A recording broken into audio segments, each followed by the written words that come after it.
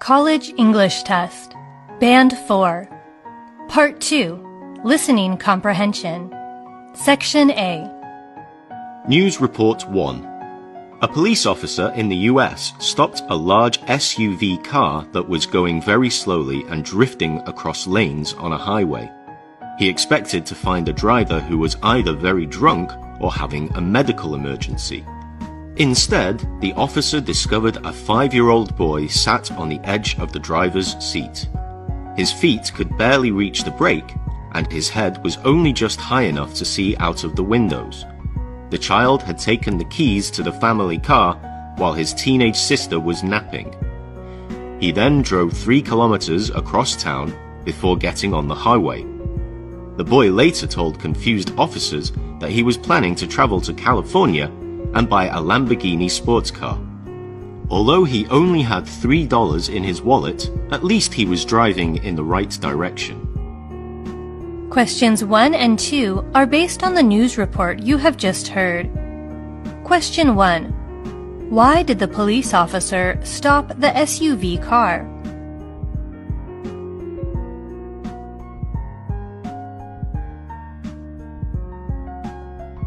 Question 2. What did the boy tell the police officers he was planning to do?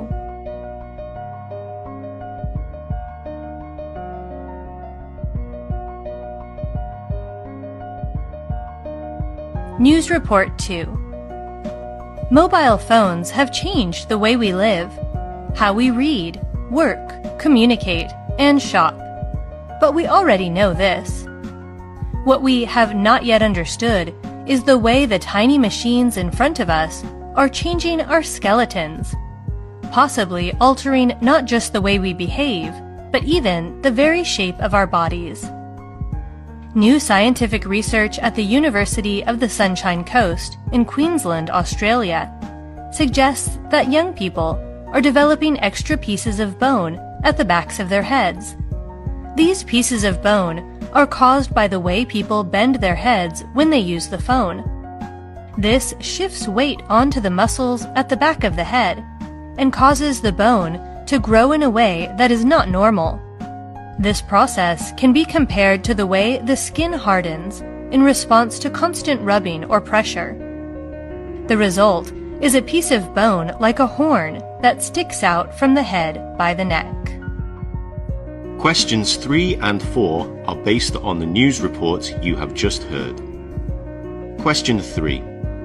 What does the report say we have not yet understood about mobile phones?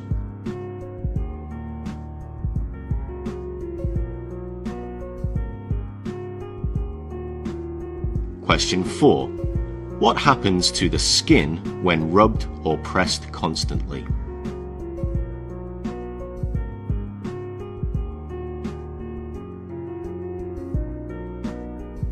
News Report 3.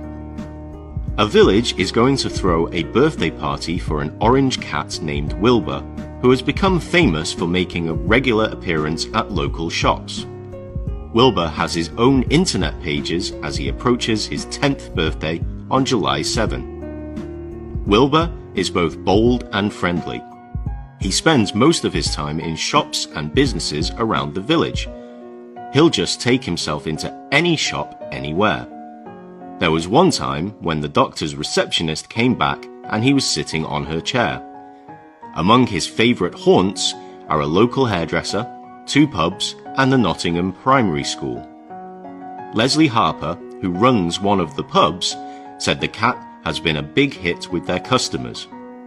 He's been a regular visitor for most of this year, she told the Press Association. He's a very relaxed cat, happy for customers and villagers young and old to come in and say hello. She also said he is a cat of expensive tastes who likes his high-priced cat food. Sarah Godfrey, who is organising Wilbur's party, told the local newspaper, "Wilbur is part of our lives, as he is for everyone who lives in the village." Questions 5 to 7 are based on the news report you have just heard. Question 5. What does the report say the village is going to do for the cat Wilbur?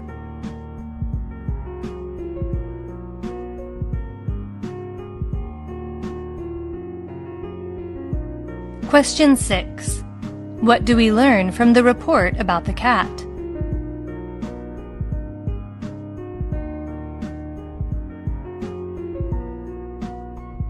Question 7. What does the pub owner, Leslie Harper, say about the cat?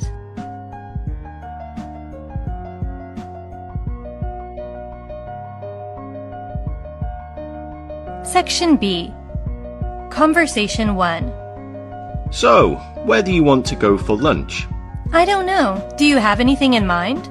What about the sandwich place on Camden Street? No, sorry. I don't feel like sandwiches today. It's a great place, but I think we go there too often. That's true. Remember, that's where we saw Bridget Clark, the famous movie star. Of course. How could I ever forget? There were crowds of people around her, asking for a photo with her.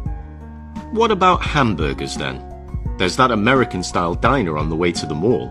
I like that place. Their chips are great, but their service takes a long time, and I need to get back by 2:30 for a conference call. How about trying something new? We could try Mario's, the new Italian restaurant on the corner. It looks all right. Have you been there? No, I haven't. But I've noticed that it has great reviews on the internet. It's supposed to be one of the best Italians in town. I think Jeremy has been there and said it was amazing. I'm up for that. Cool. Have you asked Jeremy if he would like to come with us? I already have. He says he can't.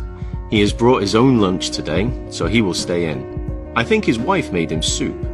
Poor Jeremy. His wife is a terrible cook. He should throw that soup in the bin and join us.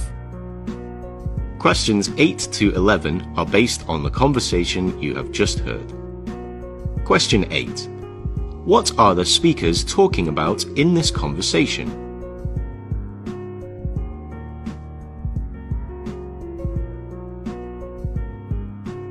Question 9. Where did the speakers see Bridget Clark, the famous movie star?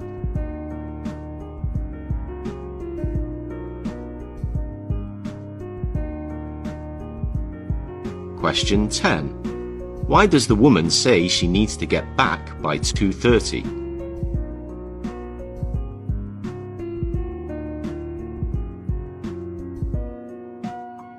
Question 11. Why does the woman say Jeremy should throw his soup in the bin?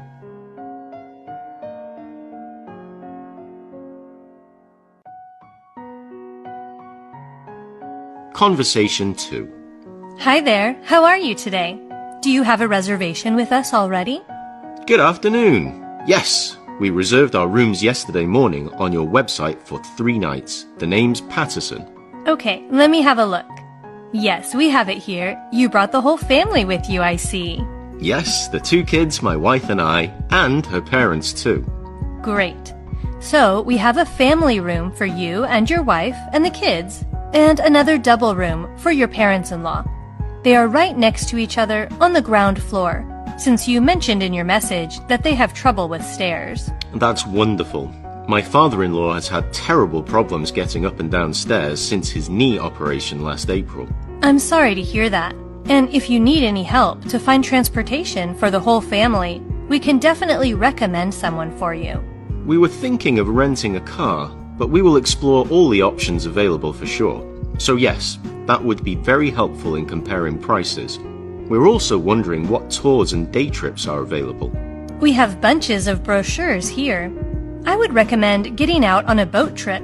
The kids will love it, and there are so many islands nearby to explore. There's also a great night market further into town that has all kinds of food and cool little shops selling souvenirs and local jewelry and clothing made by hand. That all sounds marvelous. Now, all I need is to photocopy your passports, and then I can get you all checked in and show you to your rooms. Questions 12 to 15 are based on the conversation you have just heard. Question 12. Who is the man talking to in the conversation?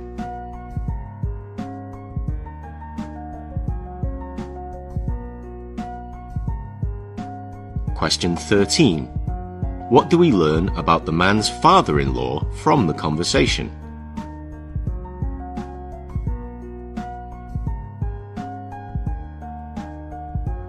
Question 14. Why does the man say they will explore all the options available?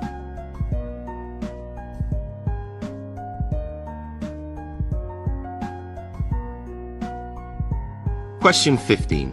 What does the woman suggest the man and his family do close to the end of the conversation?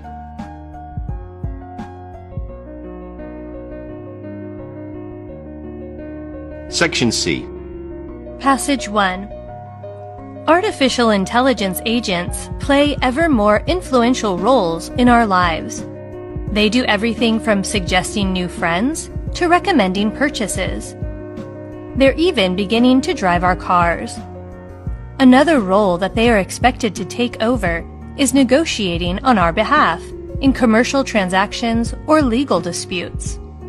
So, it's important to know whether using an artificial intelligence agent might affect how we negotiate. Research indicates that it does. In a new study, participants were told to imagine that they were negotiating for something important to them, like a house.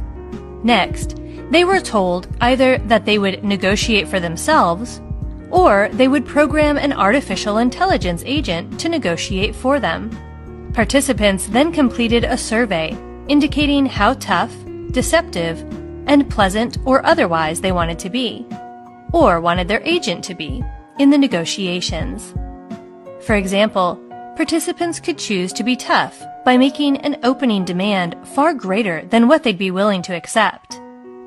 They could also choose to express sympathy with their opponent to appear pleasant.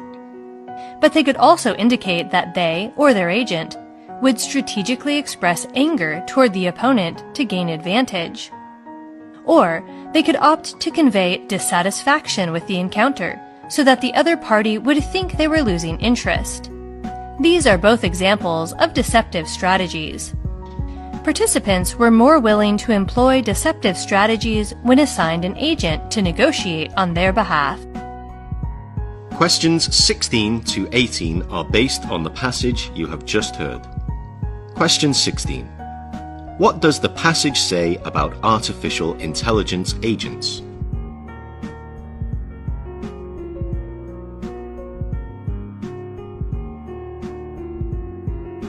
Question 17. What does the new study want to find out about using an artificial intelligence agent?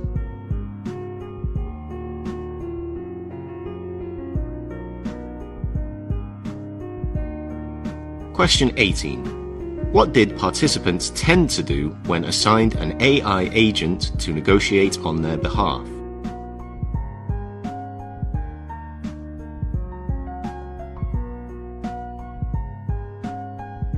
Passage 2. New research has studied the effects of a 7-week healthy cooking course.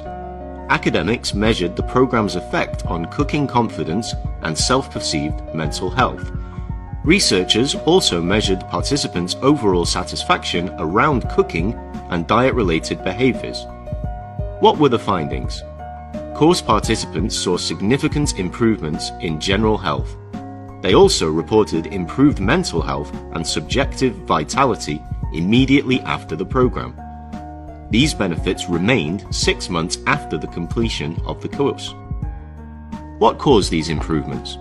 Researchers have previously found a link between eating more fruits and vegetables and improved longer-term mental health. This would imply that the participants in the current study may have felt better due to improved diet. However, the study showed participants' mental health improved even if their reported diet did not change after completing the program. Also, the mental health benefits were equal among participants who were overweight or obese and those in a healthy weight range. This suggests a link between cooking confidence and satisfaction around cooking and mental health benefits. Who benefits most from learning to cook? Gender plays a part. At the start of the program, 77% of female participants were confident about cooking, but just 23% of males were confident. At the end of the program, cooking confidence and skills were equal across both counterparts. This change in confidence could lead to a gender balance in home cooking. This, in turn, could reduce consumption of unhealthy, high-calorie processed meals. Questions 19 to 21 are based on the passage you have just heard. Question 19. What do we learn about the benefits the participants gained from the healthy cooking course?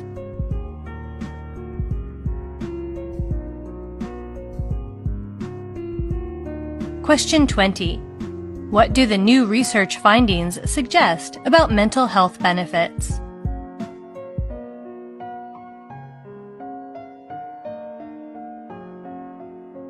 Question 21. What plays a role in determining who benefits most from learning to cook?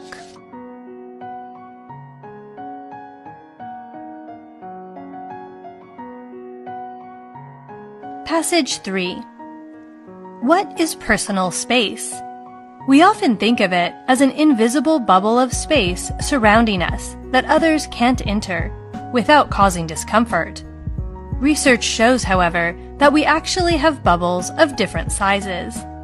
Each of these bubbles applies to a different set of people. The smallest zone, called intimate space, extends outward from our bodies 18 inches in every direction. Only family, pets, and one's closest friends may enter it. A mere acquaintance entering our intimate space makes us uncomfortable. Next is the bubble called personal space, extending from 1.5 feet to 4 feet away. Friends and acquaintances can comfortably occupy this zone, especially during informal conversations, but strangers are forbidden. Extending from 4 to 12 feet away from us is social space. Here, people feel comfortable conducting routine social interactions with new acquaintances or total strangers. Those are the average sizes of Americans' personal bubbles, anyway. It is important to keep in mind that personal space varies depending on culture and context.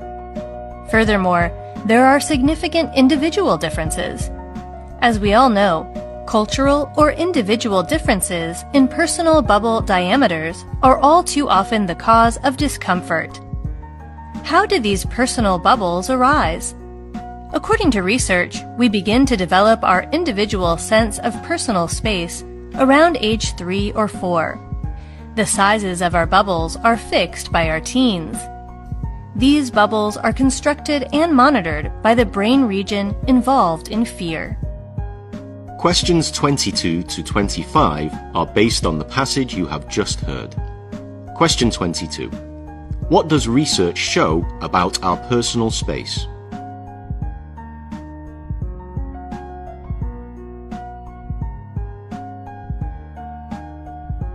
Question 23. What happens if a mere acquaintance enters our intimate space?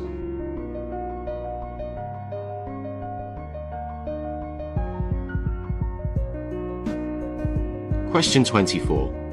Where do people feel comfortable interacting with new acquaintances or strangers?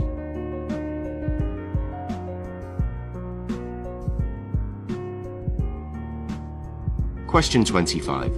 When are the sizes of our bubbles fixed?